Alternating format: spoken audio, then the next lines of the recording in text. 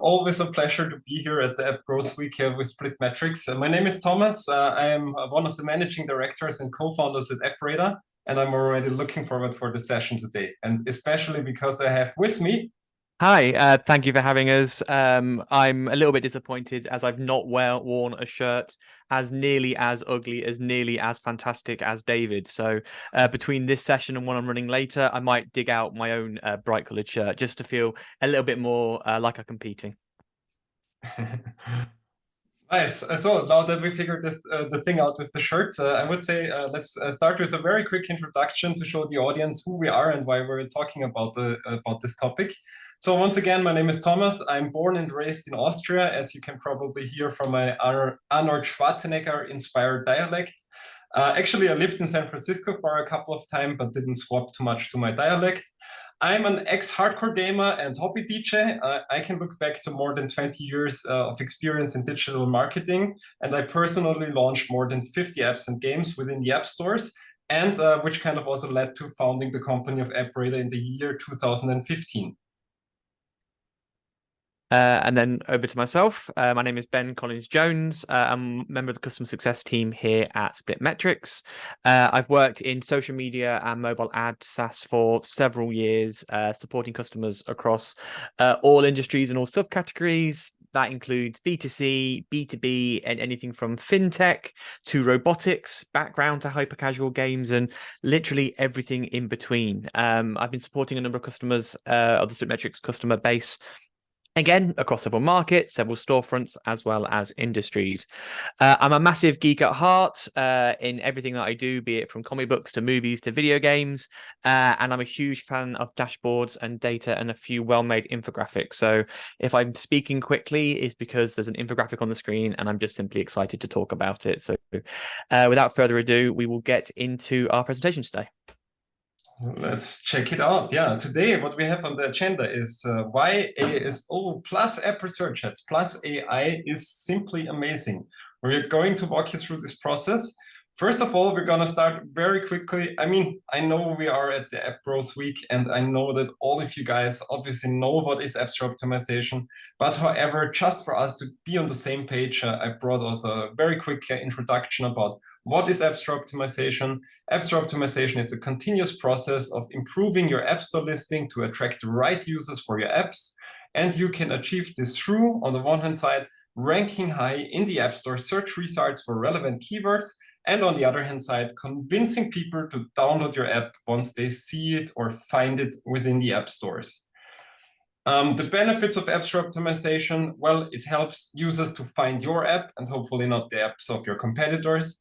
It helps you to boost your app's visibility within the app stores. It helps you to improve your app store conversion rates. It helps you to drive organic installs for long-term success, as well as this has a positive impact to cut user acquisition costs with the help of organic installs.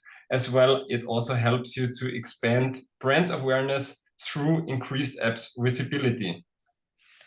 The main impact factors of ASO, once again, I know you all know that, but just that we're all on the same page. We are looking at metadata, which can be the app title, the subtitle, the keyword field, the short description or the long description. So everything where you can put text to describe what your app is about. We're talking about ratings and reviews. Here may be important to note that quantity very often beats quality in this regard. And as we already heard when we are talking about ASO, also conversion rate optimization is very important. And here we are talking about creative assets. These are your app icon, your screenshots, as well as a potential preview video for your app. Now I'm going to hop in and talk about what is Apple Search Ads. To echo Thomas's point not too long ago, we all probably have some idea what this is, but for those who may be new to the industry or new to this channel, it's worth just making some just a quick overview of what that entails. Apple Search Ads as a solution is the Apple-based ads platform. When you're utilizing the App Store, any of the apps that you're seeing within that are effectively managed and generated by the Apple Search Ads platform.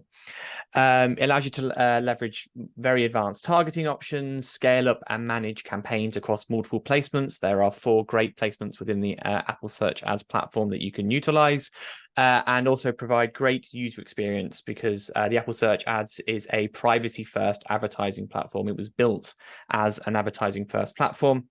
So with that in mind, there is also a high level of intent when it comes to the users, which means you can maximize your lifetime value, because ultimately the people who are on the App Store are real people. They are there's a significantly lower number of things like bots or ghost users on the Apple Search Ads than potentially other channels.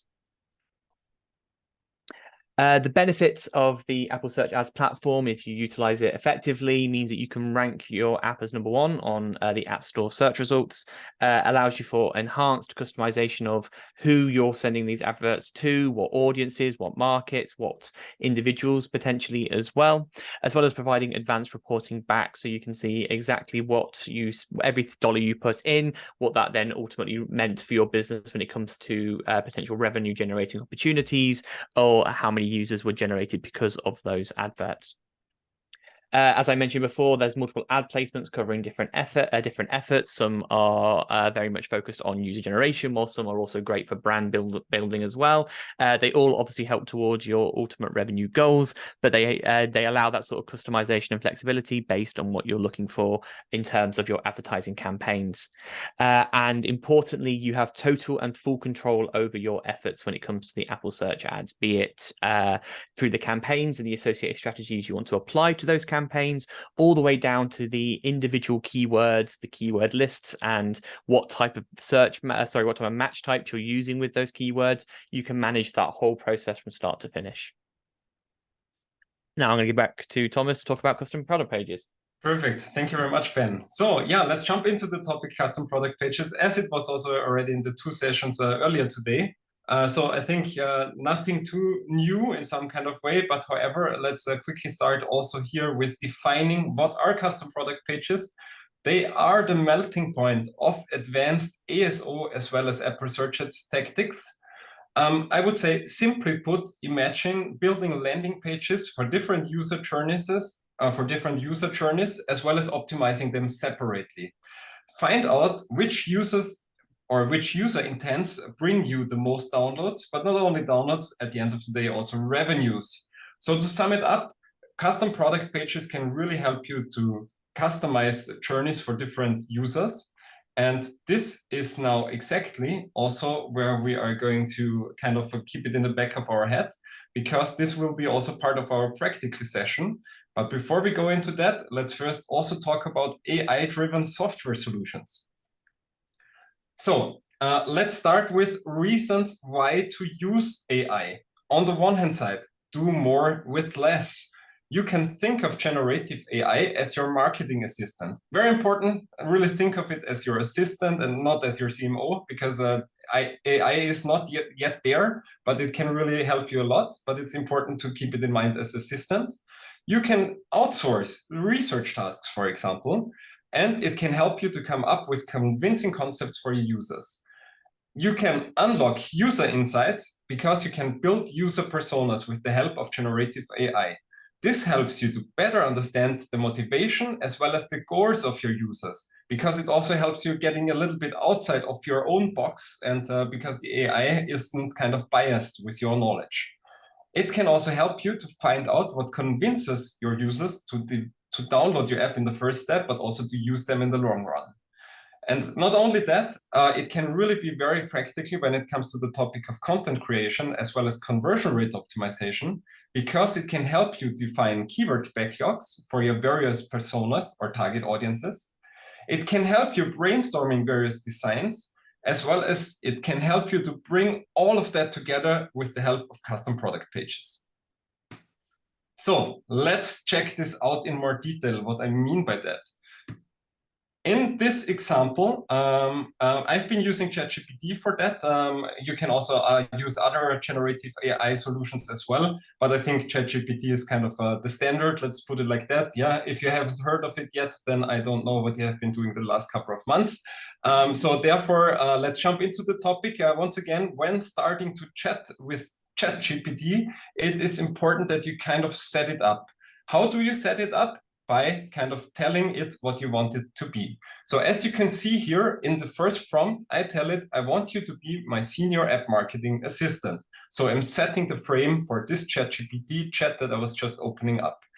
We will be working together to set up a rock-solid ASO plus Apple Search Ads strategy, incorporating custom product pages to build outstanding user journeys for different user personas of our app. So we're setting now also the goal, what we want to do with ChatGPT. And now here comes the most important part in my eyes. Ask me 5 questions to better understand what the app is about so you can come up with various personas. Just to mention here, very important, because now we're giving ChatGPT the task to ask us questions to better understand what our app is about, and it can also help us better the more knowledge it has. Yeah. Obviously, you can also let it ask 10 questions, and the quality will be even better. So let's see. Yeah, as you can see here, the reply of ChatGPT, it comes back. Certainly, it understands what we want from it.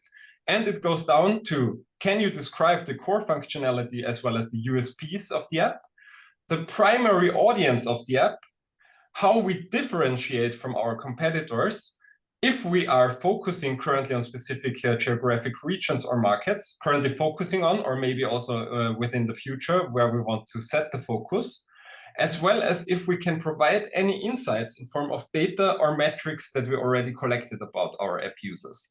Once again, those 5 questions, as you can see here, they are really great because it really helps to come up and to set, so to say, the frame. But once again, if you let it ask 10 questions, it will be even more profound. Let's continue.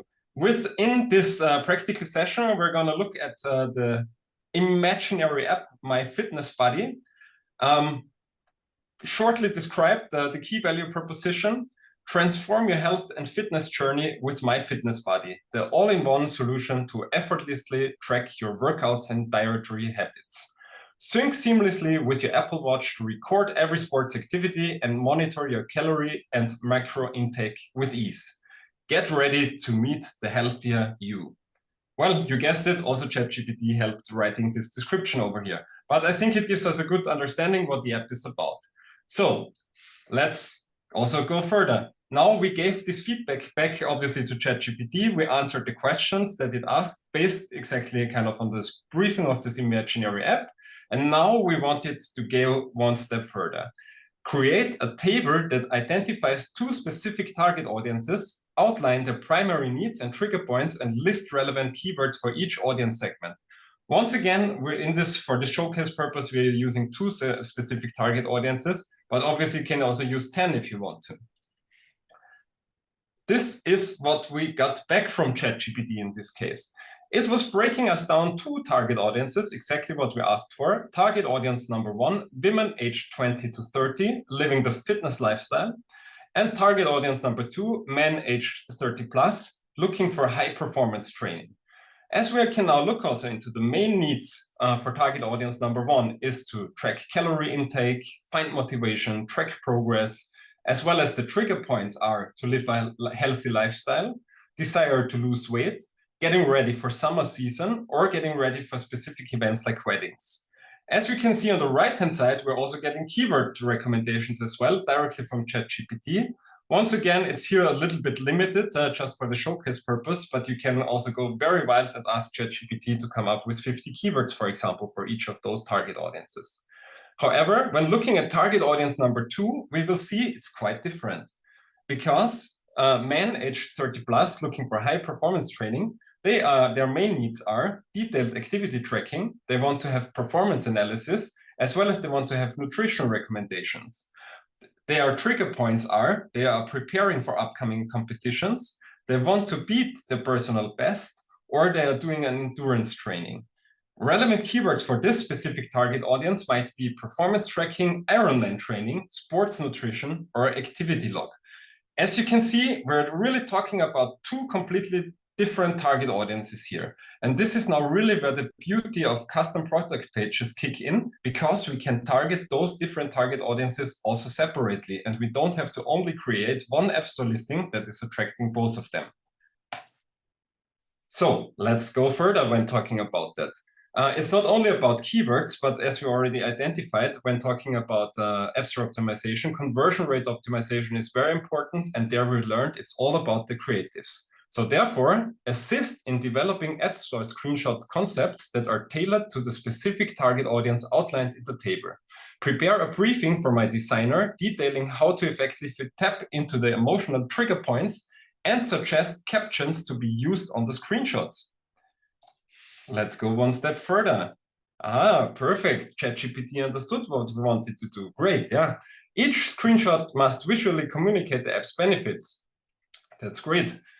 We should use the app's color palette. That's also very important to inspire energy, trust, and health. It should include the captions, obviously. We should integrate lifestyle imaginary. Also here, very important, a big trend that we're seeing within the App Store is that the first screenshot of your App Store listing or of your app screenshots is very often, let's say, a combination between your app, but also some kind of lifestyle imaginary. And so therefore, keep this in mind, because this will be also going further for the example that I'm going to show you. As well as the last point is that we should ensure that the design is consistent with the brand aesthetics as well as values. Going one step further, it gives us 2 recommendations for our 2 target audiences. For the target audience number 1, show a young woman celebrating a milestone with the app. We can also see the different trigger points that are attached to it. And for the target audience number 2, show a data-driven athlete analyzing stats with the app. Once again, very different, but at the end of the day, we're talking about words and we're talking about briefing for designer. So not everybody from us is a very skilled designer and can now come up with a sketch, but luckily there are also some AI tools that can help us to also prepare briefings for our designers, as well as we can use them as a shortcut to better communicate what we have in mind. So once again, for this, for example, for the cases that I'm going to show you, I use Midjourney. There are also other generative AI solutions out there for image generation, but my personal favorite is Midjourney. Once again, target audience number 1, we had the women living the fitness lifestyle. Show a young woman celebrating reaching a milestone with my fitness buddy. I think when looking at those images, what we can see is number 1, very emotional. And I think it drives really kind of this feeling, okay, I reached something that I was reaching. Now imagine as well, celebrate reaching every milestone, for example, as a caption, as well as bringing an app screenshot to this as well, maybe a little bit on the side and going more into the second screenshot than within your App Store listing. But as you can see here, once again, also having in mind target audience number 1, we're talking about women aged 20 to 30, kind of exactly for this target audience the screenshots are made. Let's go on one step further, target audience number 2. We are looking at the young men, the high performers. As we can see here, show a data-driven athlete analyzing stats with my fitness buddy. What we can see, completely different style compared to the previous custom product page design that we just created for target audience number 1. And that is exactly the beauty of it. Because, and this is also the point that I want to deliver here at this presentation. With the help of custom product pages, as well as with the help of AI, first of all, it helps you to identify those different target audiences that you might be attracting with your custom product pages. But it can also help you to come up with design concepts that you can brief your designers and, like you can give it to them. And I'm quite sure if they are skilled, it will be very easy for them to create amazing App Store screenshots based on this kind of briefing, and can then further execute them within the custom product pages of your app. By the way, if you're looking for photorealistic settings for Midjourney, as we have seen on those screenshots here as well, or on those photos, better said, as well as you can see on this photo over here, feel free to add me on LinkedIn. Feel free to shoot me a message there. I'm happy to share the settings with you, so you can also create such photorealistic images with Midjourney. In this regard, moving on to the next topic. Ben, you're ready? I am indeed, sir.